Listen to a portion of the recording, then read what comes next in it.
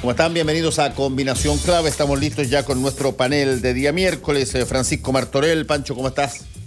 Bien, Fernando, ¿cómo estás tú? Buenos días. Buenos días. Sí, también está Alberto Mayol desde la madre patria. Olé. ¿Cómo estás, Alberto? ¿Qué tal, Fernando? ¿Qué tal, Pancho? ¿Cómo están? Hola, Alberto, ¿qué tal?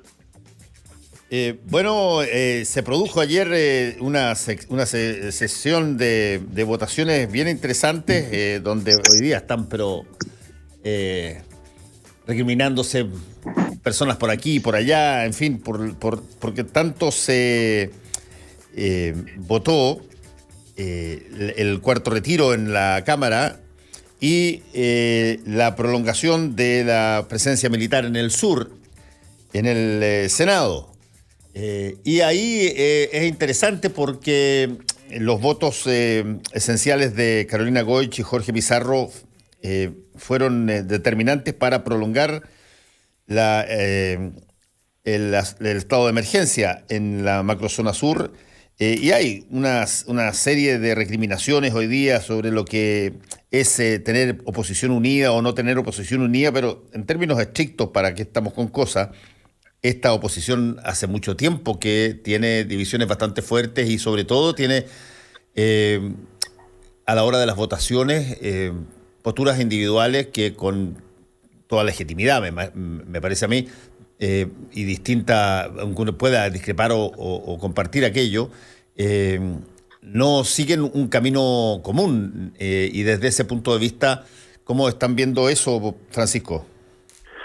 Te faltó la acusación constitucional, donde además, sí hubo una votación donde se expresó mayor la unidad, o por lo menos se consiguieron los votos que se requerían.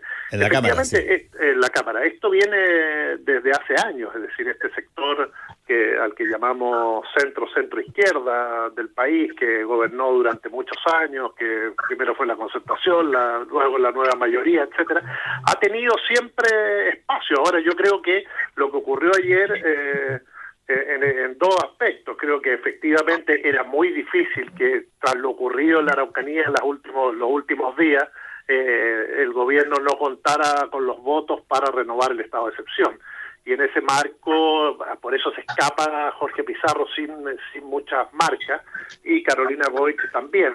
Respecto al cuarto retiro, creo que es donde Carolina Goich efectivamente se lleva todo el peso, cuando esto se veía venir. Si uno lo analizaba antes, a mí lo que más me llamó la atención fueron aquellos senadores que habían anunciado que esto era grave, que se aprobara, y finalmente terminaron aprobándolo. Bueno, lo que tenemos hoy día es una situación donde este elemento, sumado al de la acusación constitucional, se están llevando efectivamente todas las marcas y la opinión y los temas.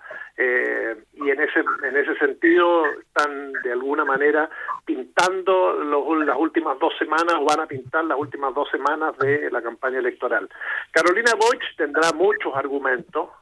Hay argumentos económicos acá, más allá de la cuestión internacional, que efectivamente llevan a que un senador en una determinada situación como la que vive el país, con una inflación del 6% anual, a tomar una decisión como esa.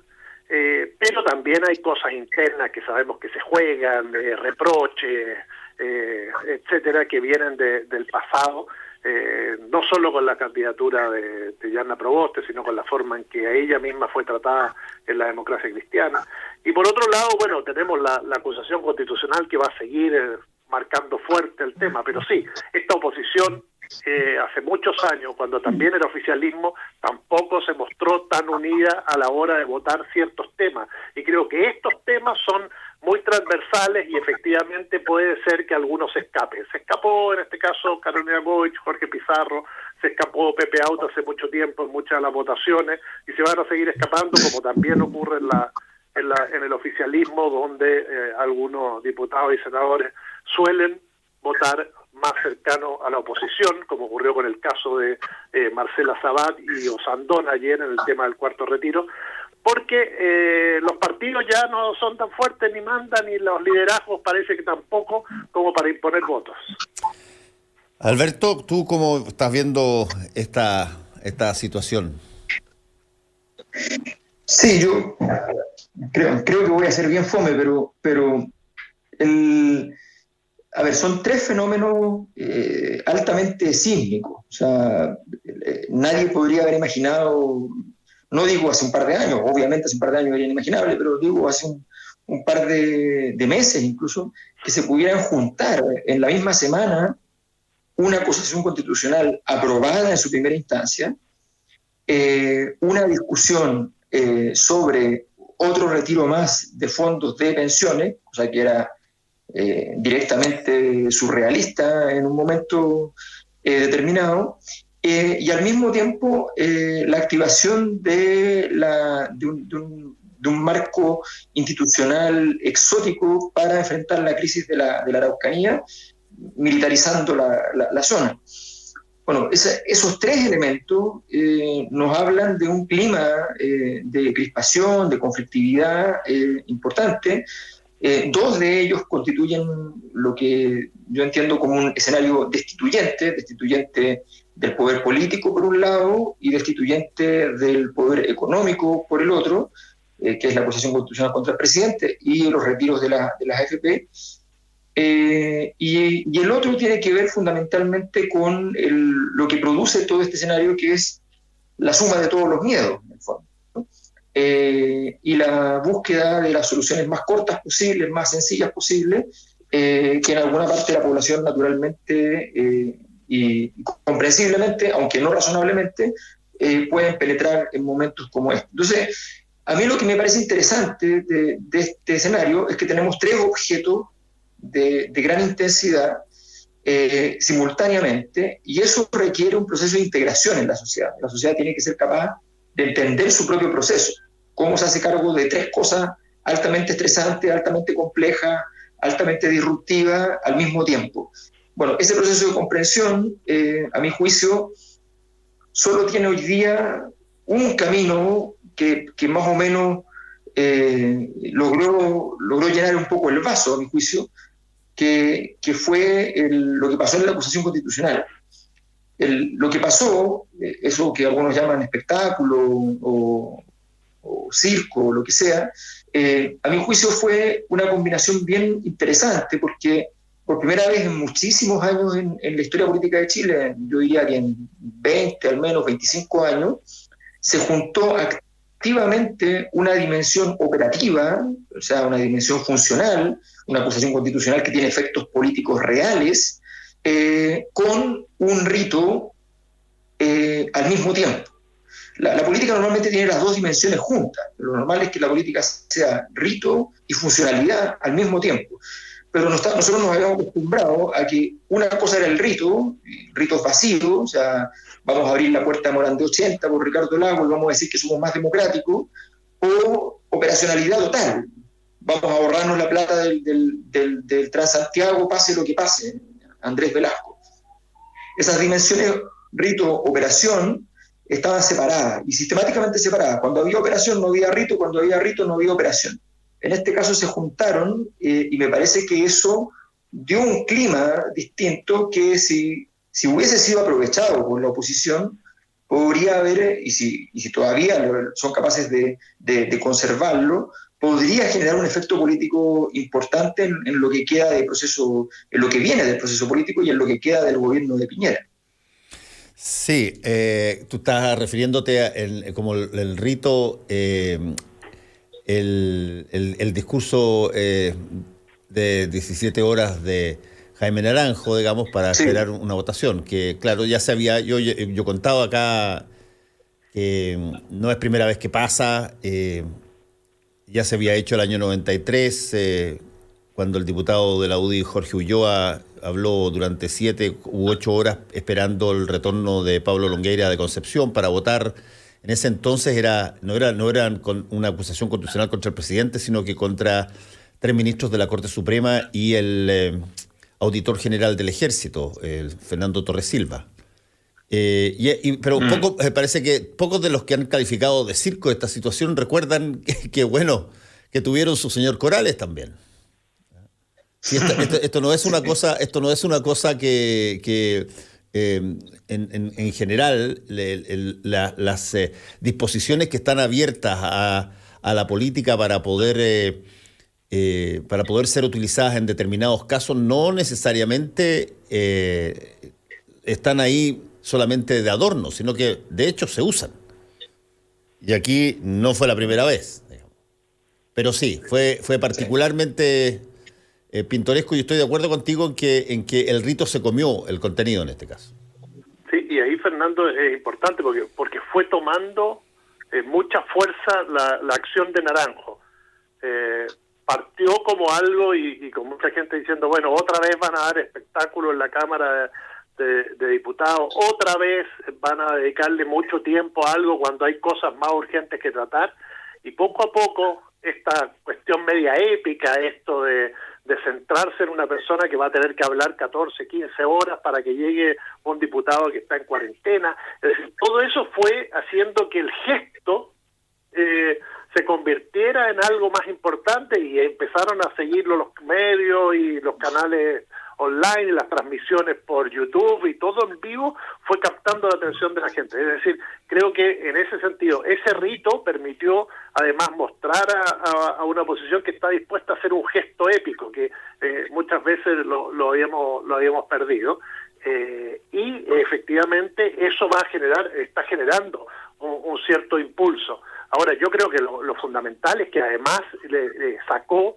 y creo que Alberto también lo tuiteó por ahí, sacó un tema que estaba polarizando la situación en la campaña y que estaba favoreciendo la candidatura de Kast, que es el tema de la inseguridad, la violencia, el orden y la necesidad, etcétera, y se llevó todos los temas al Congreso. Acuérdense que hasta hace una semana o 2 semanas atrás estábamos hablando de la Convención Constitucional, los problemas que había ahí, el enfrentamiento y el desgaste que estaban sufriendo los convencionales, y hoy día está toda la política nuevamente centrada en el Congreso, pero además en 2 temas que efectivamente no ayudan al oficialismo, que es el cuarto retiro y acusación constitucional. Sí, ahora, aparte de la acusación constitucional que tiene que seguir la siguiente instancia en el Senado. Lo del cuarto retiro es bien interesante también, porque ahí hubo un prólogo también con montones de situaciones, con amenazas, con advertencias de candidatos. Sebastián Sichel fue particularmente severo con su sector, y creo que fue fue el comienzo de una serie de errores no forzados que han terminado, según lo que establecen la mayoría de las encuestas, que perdió el control de su sector y que está ahora llevando la batuta José Antonio Kast. Acuérdate que él de alguna manera advirtió o amenazó con represalia electoral a aquellos que fueran a favor del cuarto retiro, y sin embargo muchos fueron a favor del cuarto retiro también. Sí, bueno, concretamente en la Cámara de Diputados alrededor de 7 u 8. Exacto. Y en el Senado ayer 2 candidatos a senadores por Santiago, Sandón y Marcela Sabat. Entonces, ahí el orden, pero además hubo una ausencia del candidato Sichel respecto al tema en el debate. No tuvo la presencia que venía teniendo respecto a ese asunto hace un par de meses. Es que yo creo que se dio cuenta. Tiró la toalla, ¿no? Es que yo creo que se dio cuenta que de alguna manera amenazar a su sector o a los parlamentarios no era una idea demasiado buena. No. Y hay que ver el costo, y ahí es donde cuando uno dice, bueno, si son 23 votos y falta uno que es el de Carolina Goich, hay que ver cuánto afecta eso a la otra candidata, que es Yanna Proboste, que se estuvo ayer celebrando y incluso tuvo una reunión con la senadora de C por Magallanes a puertas cerradas para tratar de convencerla, y no hubo caso. Pero hay que ver si eso afecta aún más la candidatura de Yanna Proboste, o va a ser no sé, algo que para el electorado pase desapercibido. Recordemos que, Fernando, que es importante que incluso al obtener la votación que obtuvo, al ser rechazado en el Senado ayer, el cuarto retiro, está esto de la comisión mixta, que repone el tema, que eleva la discusión a otro asunto y que lo hace mucho más viable que salga rápido, en el caso de que se pongan de acuerdo senadores y diputados, que si es que hubiera sido aprobado en el Senado, porque eso volvía el tema a la comisión, porque hay muchas indicaciones, sabemos que senadores como Monte, etcétera, dijeron que iban a votar en la comisión o iban a aprobarlo posteriormente si este proyecto era muy revisado y cambiado, y luego tenía que volver con esas indicaciones a la Cámara, es decir, el periodo era mucho más largo. Ahora esto también puede acortar y mantiene en estos días el tema del cuarto retiro en el debate. Sí. ¿Cómo se viene entonces la mano, Alberto, cuando ya no queda casi nada, digamos? Bueno, yo creo que de alguna manera el proceso político que enfrenta la elección quedó en una especie de situación gelatinosa con este tema de los COVID, de la suspensión de campaña en la práctica presencial, los debates, en fin, todo eso quedó en una condición bien extraña. Mi impresión es que estamos prácticamente con todo el material ya está sobre la mesa. Y lo que queda ahora ya no es mucho la creatividad, sino que la gestión. Ahora, estas votaciones en el Congreso son importantes para aquellos partidos que tienen candidaturas donde los partidos son importantes. O sea, los dos líderes hoy día, de acuerdo a cualquier encuesta seria, incluso la no tan seria, son líderes que no tienen estructuras de partidos que son relevantes en su candidatura. Por tanto, esto no afecta a los líderes, pero sí afecta a quienes vienen después, fundamentalmente a Yasna Proboste, donde ella tiene que demostrar que tiene liderazgo al interior de su coalición, porque su coalición lo que ofrece es un carácter de coalición. O sea, lo que ofrece justamente es una oferta de gobernabilidad, de capacidad de ponerse de acuerdo por lo menos consigo mismo, y por tanto ese tipo de distracciones, ese tipo de errores no son tolerables. Surge obviamente la discusión respecto a la posibilidad de que los candidatos, o sea, que los congresistas o cualquier autoridad electa tenga el derecho individual a tomar sus propias decisiones de acuerdo a su perspectiva o a la perspectiva que tiene en representación de su territorio, lo que es muy legítimo, pero tiene un matiz. Si no hay ningún tema en el cual los partidos puedan obligar a sus congresistas, si no existe ningún tema, significa que entonces la declaración de los partidos de principio, significa que los fundamentos por los cuales entran en un partido no existen.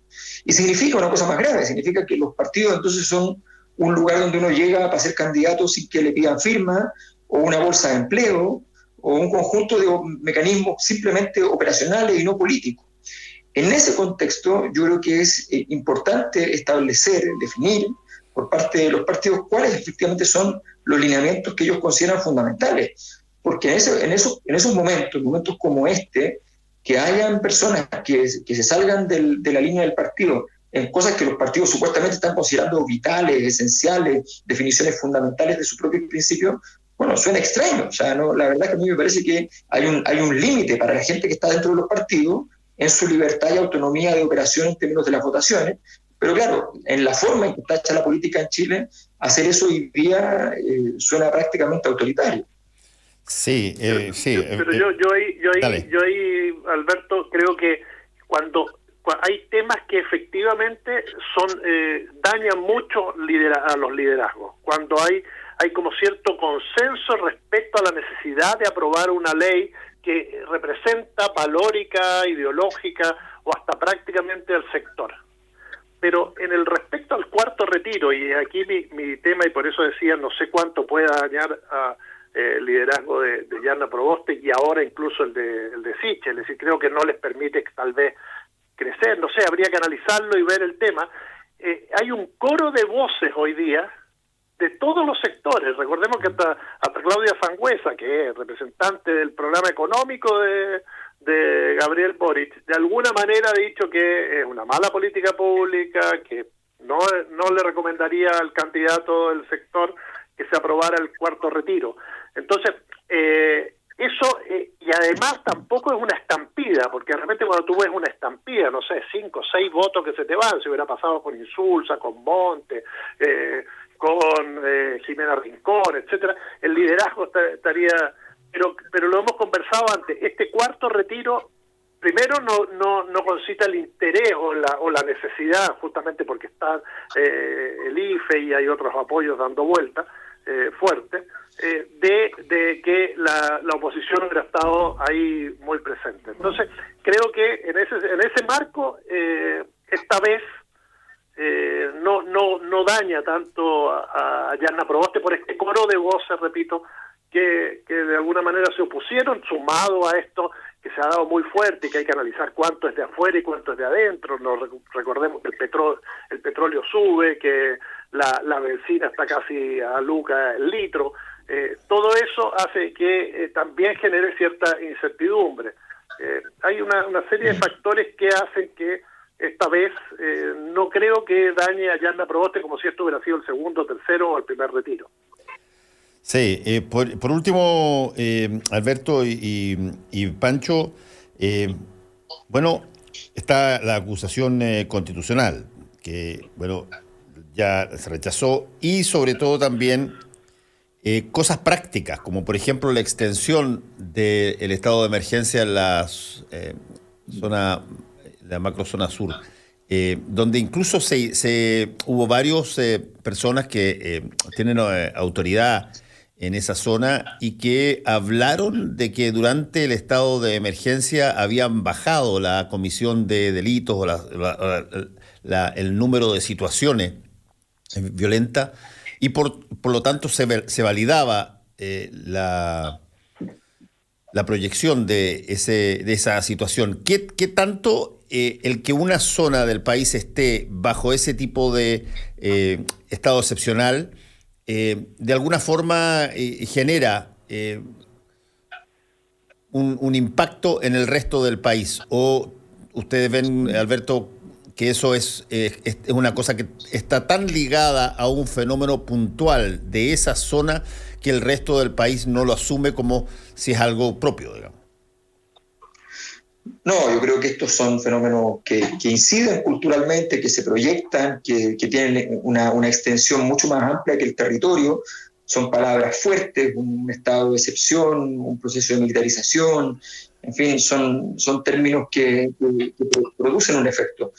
Yo tengo la impresión de que hay un análisis que es simple en términos politológicos, en términos científicos, y es de señalar que en general los países autoritarios y sobre todo los totalitarios tienen poca delincuencia, ¿no?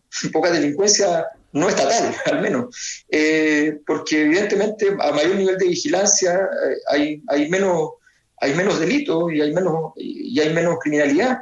Pero la pregunta es si acaso esa es la forma que las sociedades quieren vivir. Eso es la pregunta más acuciante a mi juicio. Si uno quiere entonces una seguridad absoluta y entonces perder las libertades, bueno, es una discusión bien importante que las sociedades supuestamente habían resuelto.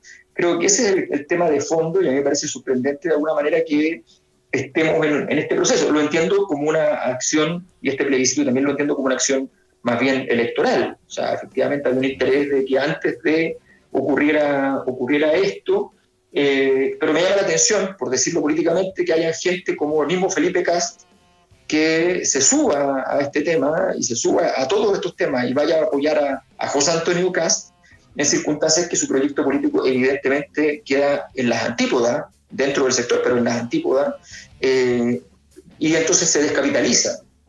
Hay experiencias mundiales muy distintas, el caso de Austria, por ejemplo, donde los liberales de derecha no apoyaron a la ultraderecha en las elecciones. Bueno, muchas gracias a Pancho Martorelli y también a ti, Alberto Mayol. Cuídense, nos encontramos la próxima semana. Gracias. Un abrazo. Saludos. Fernando Paulsen y nuestros panelistas e invitados